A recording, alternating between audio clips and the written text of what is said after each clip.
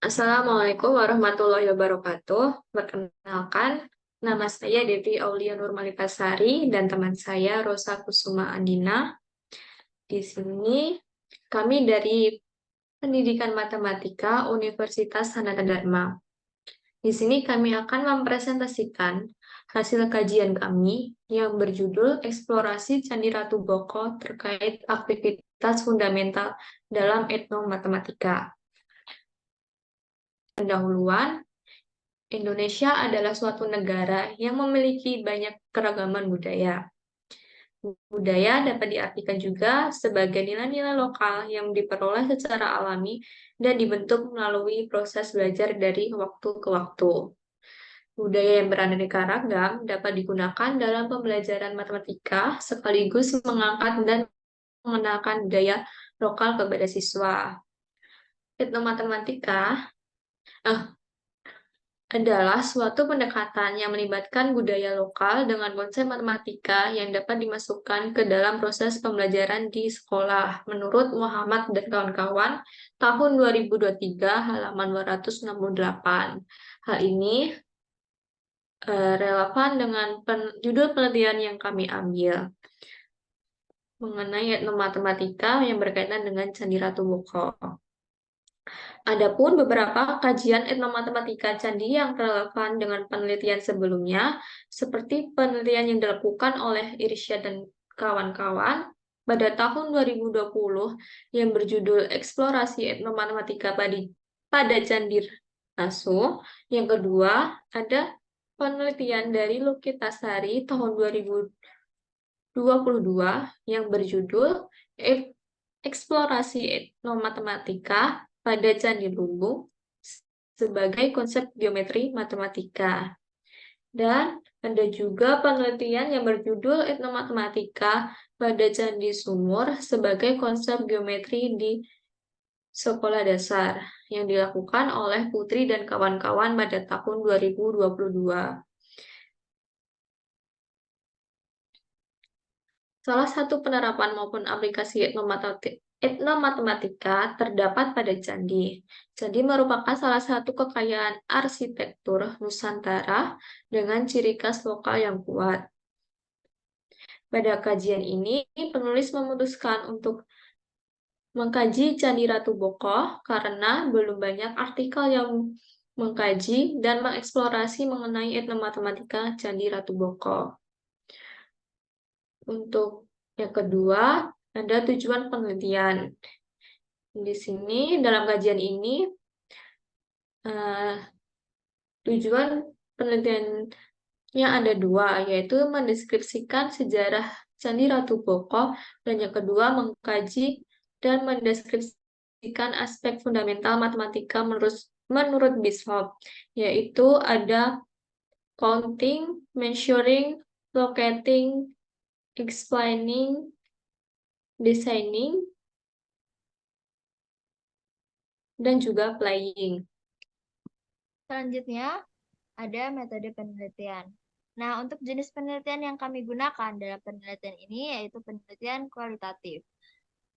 Pada penelitian ini, metode yang kami gunakan adalah studi literatur, eksplorasi, observasi, dan juga dokumentasi. Untuk studi literatur itu sendiri digunakan untuk mendapatkan informasi yang lebih detail dan mendapatkan fakta-fakta terkait nilai kebudayaan yang ada pada Candi Ratu Boko itu sendiri. Untuk kegiatan eksplorasi, observasi maupun dokumentasi ditujukan untuk menganalisis terkait aspek-aspek aktivitas fundamental matematis pada Candi Ratu Boko. Nah, data yang kami dapatkan akan diolah dan juga diambil untuk penarikan kesimpulan. Selanjutnya, di sini ada hasil dan pembahasan terkait penelitian yang kami lakukan. Pertama, untuk sejarah Candi Ratu Boko itu sendiri, Candi Ratu Boko disebut juga Keraton Ratu Boko. Candi Ratu Boko dibangun oleh Wangsa Sailendra yang beragama Buddha yang sesuai dengan prasasti Abawa Giri Wihara. Kemudian diambil alih oleh Raja-Raja Mataram Hindu. Peralihan kepemilikan ini menjadi simbol toleransi yang sangat kuat antara dua agama yang berbeda. Nah, kemudian di kawasan Candi Ratu Boko ini Di kawasan Candi Ratu Boko tersendiri juga memiliki beberapa bangunan, melainkan ada gapura, candi pembakaran, paseban, pendopo, keputren, kolam, gua, dan gardu pandang. Dan selanjutnya ada aktivitas fundamental menurut Bishop. Yang pertama itu ada counting. Aktivitas counting atau disebut menghitung atau membilang pada Candi Ratu Boko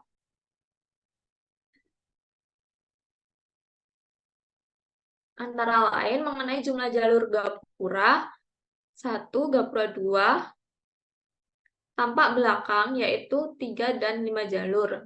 Gapura 1 ada pada gambar sisi sebelah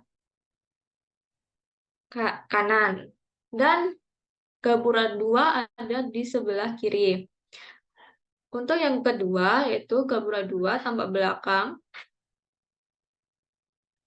yaitu sebelah kanan dan kiri berjumlah 17 anak tangga. Sedangkan yang tengah berjumlah 13 anak tangga. Gapura 2 tampak belakang ditunjukkan pada gambar yang ada di tengah. Untuk selanjutnya, yaitu yang kedua ada measuring. Aktivitas measuring pada Candi Ratu Boko. Yang pertama ada ukuran gapura pertama dengan panjang 12,15 meter, lebar 6,9 meter, dan tinggi 5,05 meter. Yang kedua, ada ukuran gapura kedua dengan panjang 18,6 meter, lebar 9 meter, dan tinggi 4,5 meter.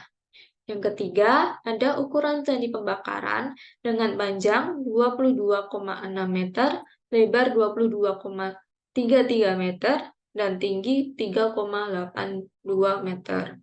Dan yang terakhir, terdapat 2 paseban dengan letak yang bersebelahan dan diperkirakan paseban tersebut saling berhadapan. Untuk paseban timur dengan panjang 24,6 meter, lebar 13,3 meter, tinggi 1,16 meter, sedangkan untuk yang paseban barat dengan ukuran panjang 24,42 meter, lebar 13,34 meter, dan tinggi 0,83 meter. Untuk aktivitas yang ketiga ada locating. Di sini pada Candi Ratu Boko ada penempatan kawasan Candi Ratu Boko yang ada di perbukitan karena dulunya tempat ini dibangun untuk dijadikan tempat untuk bertapa atau tempat pemujaan. Yang kedua, ada kawasan Candi Ratu Boko yang menghadap ke arah barat dikarenakan mengikuti arah terbenam matahari. Kawasan Candi Ratu Boko yang disetting berada di atas bukit memiliki keunggulan tersendiri, seperti dapat terlihatnya panorama bentang alam serta sebaran arkeologi Prambanan. Dan juga dapat dinikmati gejala alam yaitu sunrise maupun sunset. Untuk aktivitas yang selanjutnya, di sini ada designing. Pada aspek designing di Candi Ratu Boko, yaitu pada bagian gapura pertama maupun gapura kedua terbentuk dari batu andesit yang kemudian dibentuk dengan beberapa jenis bangun ruang, yaitu balok dan juga 5 segi 4. Yang kedua, pada bagian keputren terdapat 2 macam bentuk kolam yang menyerupai bentuk bangun ruang. Bentuk kolam tersebut yaitu tabung tanpa tutup dan juga balok tanpa tutup.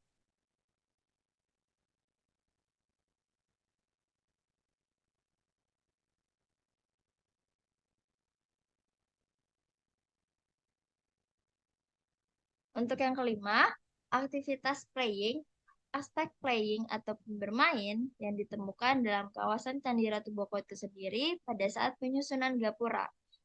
Mengapa? Karena pada saat penyusunan gapura itu sendiri terdapat teknik penyusunan batu-batu candi dengan mengatur bentuk bagian-bagiannya seperti pada permainan puzzle. Nah, batu yang tersusun itu memiliki bentuk yang beragam, seperti bangun ruang balok, kubus, dan juga limas.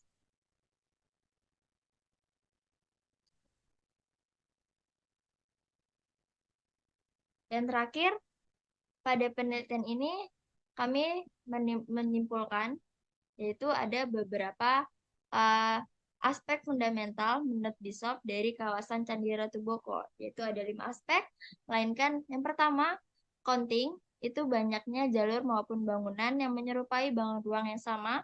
Yang kedua, measuring, pada kawasan ini dapat diukur panjang, lebar, tinggi suatu bangunan.